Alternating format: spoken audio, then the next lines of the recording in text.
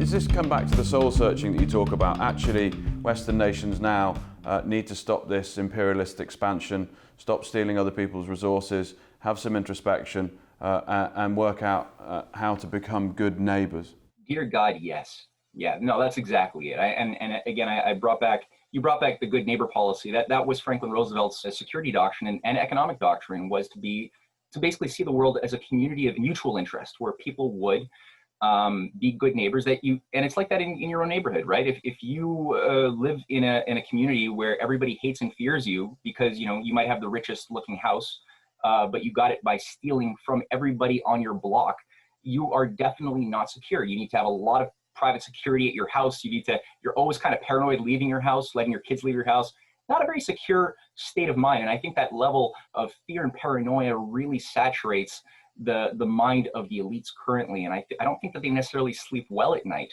You're dealing with certain psychological types that would rather rule in hell than serve in heaven, which is, I think, a dangerous thing considering that we have a world laced with nuclear warheads. The military-industrial complex didn't get less independent since John F. Kennedy was killed over half a century ago. This thing has become more dangerous in many ways.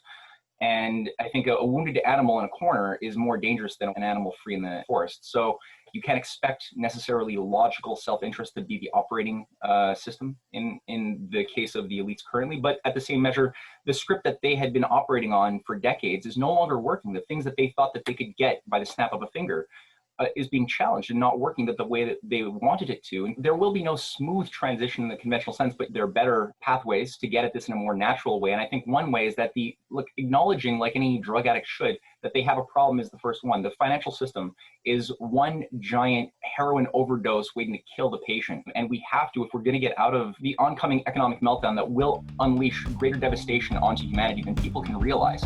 So we have to admit that there's an unpayability, that the system is bankrupt.